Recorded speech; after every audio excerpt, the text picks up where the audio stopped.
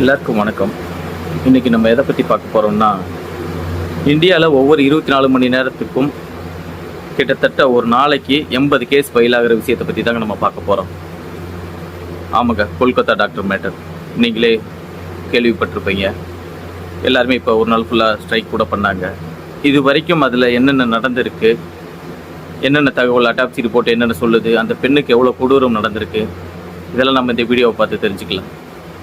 வாங்க வீடியோக்குள்ளே போகலாம்.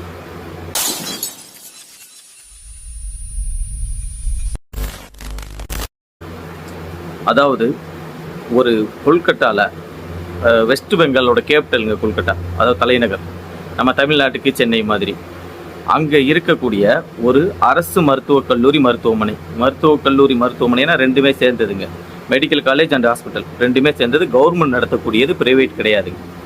இதில் பார்த்தோன்னா 1500 பேஷண்ட் உள்ளே ஸ்டே பண்ணி ட்ரீட்மெண்ட் எடுக்கிறவங்க மட்டுமே 1500 பேர். இதில் daily out patient OP daily 1000 பேர் போயிட்டு இருக்கக்கூடிய இடம், 24 மணி நேரமும் செயல்பட்டு கொண்டே இருக்கக்கூடிய இடம்னு வச்சுக்கோங்களேன். 24 மணி நேரம் ஆட்கள் நடமாட்டம் இருந்து கொண்டே இருக்கக்கூடிய ஒரு இடம்.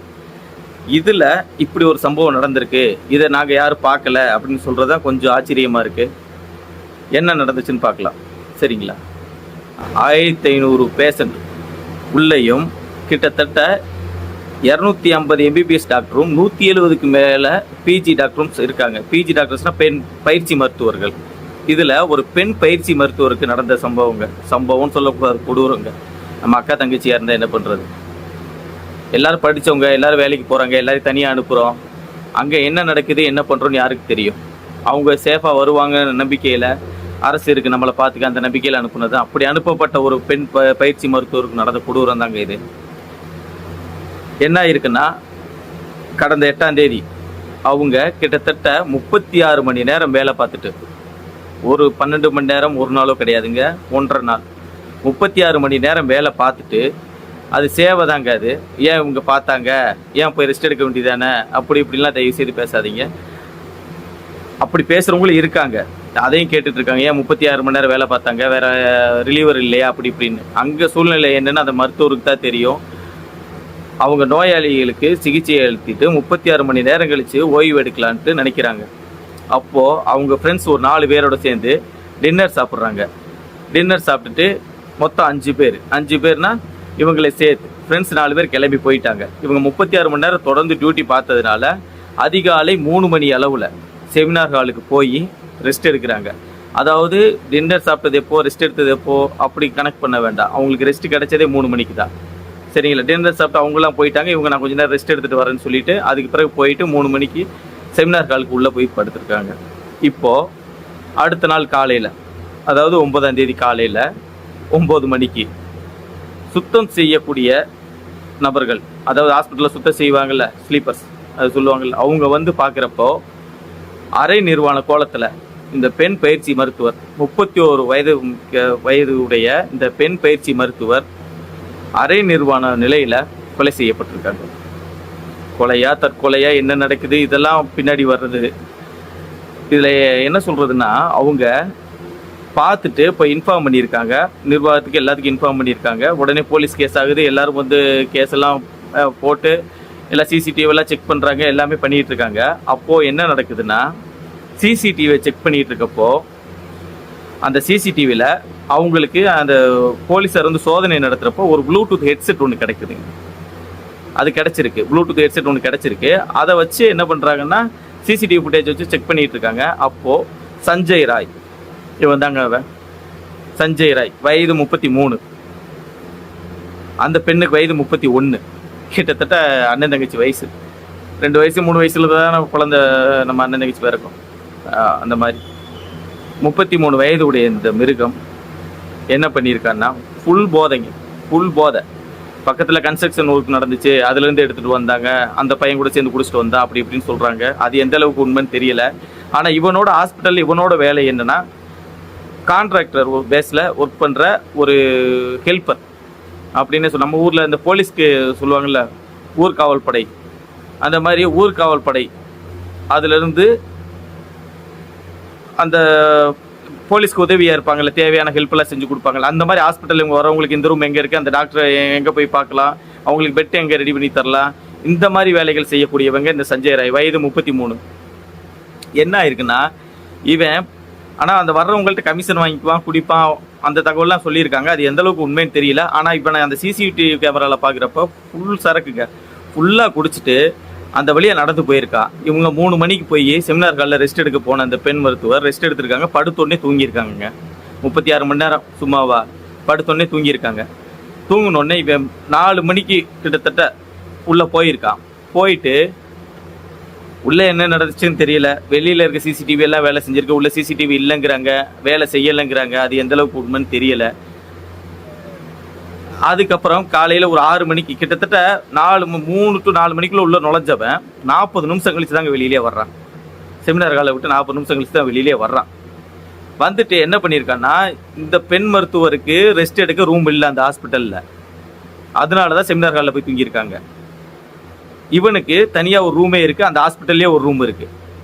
அங்கே போயிட்டு ரெஸ்ட் எடுக்கிறப்ப காலையில் நிதானமாக எந்த டென்ஷனும் இல்லாமல் நிதானமாக எந்திரிச்சு போதை தெளிஞ்சிருக்கும் போல். அப்போ தான் எந்திரிச்சு பார்த்துட்டு உடம்புல இருக்க வெளியில் போயிட்டு உடம்புல இருக்க ரத்த கரையெல்லாம் க்ளீன் பண்ணிவிட்டு எல்லாம் பண்ணிட்டு வந்திருக்கான். கடைசியில் இவனை அந்த போலீஸ்க்கு கிடைச்ச ப்ளூடூத் ஹெட்செட்டை வச்சு இவன் உள்ளே போகிறப்ப அந்த ஹெட்செட் இருக்கிறதையும் வெளியே வர்றப்ப அந்த ஹெட்செட் இல்லாததையும் நோட் பண்ணி அவனை பிடிச்சி விசாரிக்கிறாங்க. விசாரிக்கிறப்ப அவனோட ஷூவில் ரத்தக்கரை இருந்திருக்கு. இவங்க இருந்த ரத்தக்கரையை ஏதோ செக் பண்ணி மேட்ச் பண்ணி இவன் தான் சொல்லி அரெஸ்ட் பண்ணிட்டாங்க. அரெஸ்ட் பண்ண உடனே இந்த கேஸ் பெருசாகுதுங்க. பெருசாகிட்டு அவங்க போய் கல்லூரி முதல்வரை கேட்குறப்ப அவங்க என்ன சொல்லியிருக்காங்கன்னா, ஏன் இந்த பொண்ணு செமினார் ஹாலுக்கு போகணும், நீங்கள் ரூம் கட்டி கொடுத்துருந்தா ஏன் போயிருக்க போகிறாங்க, ஏன் 36 மணி நேரம் வேலை பார்க்க வச்சிங்க, ஏன் அவங்க ரிலீவ் ஆகிட்டாங்களா, ரிலீவர் அவங்க ஷிஃப்ட் மாற்ற ஆள் வந்துட்டாங்களா இல்லையா, நீங்கள் ஏன் செக் பண்ணலை, இந்த மாதிரி 1000 கேள்விகள் நம்ம திருப்பி கேட்கலாம். ஆனால் அதுக்கெலாம் ஒரு பதில், ஏன் அங்கே போனாங்க, அந்த மாதிரி அவங்க கேட்டிருக்காங்க. அதுக்கப்புறம் அந்த கேட்டதுக்கு எதிராக அந்த கேள்விக்கு எதிராகவே நிறைய பிரச்சனை வந்துருச்சுங்க. பிரச்சனை வந்து நம்ம ஒரு நாள் வேலை போராட்டம் இதெல்லாம் உங்களுக்கு தெரியும். இதில் என்ன ஆயிருக்குன்னா, அவங்க அட்டாப்சி ரிப்போர்ட் வர்றதுக்காக எல்லாரும் வெயிட் பண்ணிட்டு இருந்திருக்காங்க. அப்போது அட்டாப்சி ரிப்போர்ட்டில் இவங்க என்ன சொல்லியிருக்காங்கன்னா, வந்தவங்க அந்த கொடூரன் அந்த பொண்ணை கொன்னுட்டான். ஃபஸ்ட்டு கொன்னுட்டான். கொன்னதுக்கப்புறம் தான் உடல் உறவே வச்சுருந்துருக்கான். அப்படி என்ன ஒரு இதுன்னு தெரியலை எங்களுக்கு. நம்ம பாஷையில் காட்சி பிடிச்சி திரியிறாங்கன்னு சொல்லுவாங்கல்ல, என்ன சொல்கிறது, அதை 14 இடங்களில் காயங்க. 14 இடம், ஒரு இடம் 2 இடம் இல்லை, 14 இடம் காயம். அவங்க காலையில் போய் பார்க்குறப்ப கண்ணு, காது, வாய் எல்லா இடத்துலையும் ரத்தமாக இருந்திருக்கு. இடுப்பு பகுதியும் உதடு பகுதியிலும் அதிகமான காயங்கள் இருந்திருக்கு. கிட்டத்தட்ட 14 இடத்துக்கு மேலே காயம், 14 இடத்துக்கு மேலே காயம் இருந்திருக்குங்க. அதுக்கப்புறம் அவங்க கண்ணாடி போடுற பழக்கம் உடையவங்கனால அந்த கண்ணாடி உடைக்கப்பட்டு அந்த கண்ணாடி துகள்கள் கண்ணில் பட்டு கண்ணிலேருந்து ரத்தம் வந்திருக்கான். கழுத்தை இறுக்கி பிடிச்சு அந்த தைராய்டு எலும்பு, கழுத்தில் இருக்க தைராய்டு எலும்பு உடைஞ்சிருக்கு. ஒரு மருத்துவர் 36 மணி நேரம் டயர்டில் தூங்கிட்டாங்களா, இதுலேயும் சில பேர் சொன்னாங்க ஒரு ஆள் அவங்க சமாளிச்சுட்டு வந்திருக்கலாம், கூட்டு பலாத்காரமாக இருக்குமா என்ன ஏது அப்படி இப்படிலாம் சொல்லியிருக்காங்க. அதில் எனக்கு ஒரு டவுட் இருந்துச்சு, அதை நான் கடைசியாக சொல்கிறேன். அது என்ன டவுட்டுன்னு கடைசியாக சொல்கிறேன். அவங்க கழுத்து எலும்பு உடைச்சிருக்காங்க, 14 இடத்துல காயமாயிருக்குங்க. இது போக அவங்க பிறப்புறப்பை சிதைக்க பார்த்துருக்காங்க. இவ்வளவு இந்த 40 நிமிஷத்துக்குள்ளே நடந்துட்டு இருக்கு. இவ்வளோ பேர் புழங்கிட்டு இருக்க இடத்துல பகலும் இரவும் இயங்கி கொண்டிருக்கக்கூடிய மருத்துவமனையில் இதை நம்ம எப்படி எடுத்துக்கிறதுனே தெரியல. அது வரைக்கும் யாரும் வரலையா, சத்தம் வெளியில் கேட்கலையா, இல்லை என்ன பண்ணானே தெரியல. பாவம் அந்த மருத்துவரை இத்தனை பேருக்கு சேவை செஞ்சுட்டு அவங்க என்ன நினச்சிருப்பாங்க, அந்த நேரத்தில் விட்டா போதுன்னு நினச்சிருப்பாங்க. அவங்கள கொன்று இவ்வளோ தூரம் பண்ணிட்டு அந்த அட்டாப்சி ரிப்போர்ட்டில் கடைசியாக வந்தது என்னன்னா, உடம்புலேருந்து 151 மில்லிகிராம் எடுத்திருக்காங்க திரவம். அதனாலேயே பெரிய சந்தேகம், இது சிங்குலரா இல்லை ப்ளூரலான்னு என்ன பண்ணுறதுன்னே தெரியலைங்க. அவங்க அட்டாப்சி ரிப்போர்ட் இப்போ கொடுத்துட்டு இது என்னன்னா, எல்லா பக்கமும் இது போராட்டம் பெருசாக வெடிக்கவும் உச்ச நீதிமன்றமே தானாக முன் வந்து இந்த கேஸை எடுத்து நடத்த சொல்லியிருக்காங்க. எடுத்து நடத்த சொல்லி அந்த ஸ்டேட் சிஎம் பதவி விலக கோரி சொல்கிற அளவுக்கு இந்த போராட்டம் பெருசாயிருச்சுங்க. அவங்க போலீஸ் மேலே ப்ரெஷர் போட்டுட்டாங்க. இப்போது நாளைக்கு வந்து, அதாவது 19ஆம் தேதி செவ்வாய்க்கிழமை 20ஆம் தேதி 3 பேர் கொண்ட நீதிபதிகள் குழு இதை விசாரணைக்கு எடுக்கிறாங்க. அந்த 3 நீதிபதிகள் பேரும் சொல்லிட்டாங்க, சந்திரசூட், பர்திவாலா, அவர் இன்னொருத்தர் பேர் நல்ல மனோஜ் மிஸ்ரா. அவங்க 3 பேர் சேர்ந்தும் ரிப்போர்ட், அதாவது நாளைக்கு விசாரணை நடத்தலாம், நாளைக்கு வந்து எல்லாத்தையும் கேஸை பற்றி எல்லா விளக்கங்களும் கொடுங்கன்னு சொல்லியிருக்காங்க. சந்திரசூட், பர்திவாலா, மனோஜ் மிஸ்ரா இந்த 3 நீதிபதிகளும் சேர்ந்து நாளைக்கு விசாரணை நடத்த போகிறாங்க. எல்லாருக்குமே தெரியும் இது எப்படி நடந்திருக்கும், என்ன பண்ணியிருக்குன்னு. இதில் கல்லூரி முதல்வர் ஃபஸ்ட்டு அந்த மாதிரி பேசிட்டு, அதுக்கப்புறம் இப்போது அவள் என் பொண்ணு தான், என் பொண்ணு மாதிரி, நான் பதவி விலகுனாலும் விளைவிக்கிறேன், என் ராஜினாமா செஞ்சுக்கிறேன் அப்படின்னு ஒரு அறிக்கையை வேற விட்டுருக்காரு. இது எந்த அளவு உண்மைன்னு தெரியல. இழப்பு அப்பா அம்மாவுக்கு தாங்க, வலி அந்த பொண்ணுக்கு தாங்க. நமக்கு இது வெறும் நியூஸ் தான், பட்டவங்களுக்கு தான் தெரியும். ஆனால் பொண்ணு மாதிரி இருக்க நீ ராஜினாமா பண்ணிட்டு போகிறது நீ தப்பிக்கிறதுக்காகவா? எனக்கு ஒரு சந்தேகம் இருக்குல்ல. ராஜினாமா பண்ணால் நல்லவங்கள இருக்கிறவங்களே இருக்கிறப்ப பாதுகாக்காமல் நீங்கள் எங்கே போனீங்க? உங்கள் வேலை என்ன? ஒரு கான்ட்ராக்டில் வேலை செய்கிற பையன், அதாவது கான்ட்ராக்டில் வேலை செய்கிறவன், அவன் வந்து இந்த அளவுக்கு கொடூரமாக நடந்துக்கிறான் அப்படின்னா நீங்கள் அது வரைக்கும் என்ன பண்ணிகிட்டு இருந்தீங்க? உங்கள் நிர்வாகம், உங்கள் செக்யூரிட்டி சிஸ்டம் என்ன பண்ணிகிட்டு இருந்துச்சு? நிறைய கேள்விகள் இருக்குங்க. இதில் பொள்ளாச்சியில் தொடங்கி நம்ம நிர்பயா எவ்வளோ நடந்துட்டுருக்கு. எப்பயும் திருந்த மாட்டோம், நடந்ததுக்கப்புறம் தான் பேசி எல்லாம் பண்ணி, ஆனால் ஒவ்வொரு துறைக்கும் நடக்கிறப்ப தான் அது தெரியுது. இதில் 70க்கு மேற்பட்ட பத்ம விருது வாங்கின டாக்டர்ஸ் மோடிக்கு லெட்டர் எழுதியிருக்காங்க. எங்களுக்கு பாதுகாப்பு சட்டம் கொண்டு வரணும்னு சொல்லி 70க்கும் மேற்பட்ட பத்ம விருது வாங்கின டாக்டர்ஸ் நேராக மோடி ஐயா அவங்களுக்கே லெட்டர் எழுதியிருக்காங்க. அந்த சட்டம் கொண்டு வரணும்னு நாங்களும் வேண்டிக்கிறோம். அவங்க நல்லா இருந்தால் தான் நோயாளிகளுக்கு சிகிச்சை நல்லா கொடுக்க முடியும். இப்போது இந்த மாதிரி நடக்கிறப்ப பார்த்தோன்னா, அந்த லாஸ்ட்டாக சொல்கிறேன்னு சொல்லி இருந்தில்ல, அதாவது கேமரா, சிசிடிவி கேமரா வெளியில் அவங்க போனது எல்லாமே வந்துருச்சு. அட்டாப்சி ரிப்போர்ட்டில் 151 கிராம் எடுத்தாங்க, 14 இடம் காயம், அந்த பொண்ணோட வேதனை எல்லாமே சொல்லிட்டாங்க. இதில் என்னென்னா, செமினார்களில் கேமரா இல்லைன்ட்டாங்க, இருக்குங்கிறாங்க. அன்றைக்கி ஒரு நாள் வேலை செய்யலைன்னு சொல்கிறாங்க. அது எந்தளவு உண்மைன்னு தெரியலை. அது போக அவங்க இவன் ஒருத்தர் உள்ளே போனதை பார்த்துட்டு ஒருத்தர் வெளியே வந்தால் 40 நிமிஷம் கழிச்சு வெளியில் வந்தால் இவனை அரெஸ்ட் பண்ணிட்டோன்னு சொல்கிறாங்க.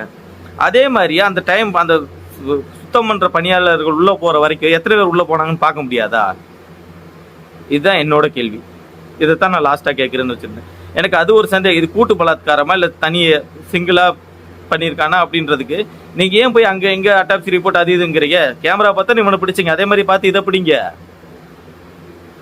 இதை எப்படி எடுத்துக்கிறேன்னு தெரியல. உங்களுக்கு என்ன தோணுதுன்னு சொல்லுங்கள், சரியா தவறா? நன்றி.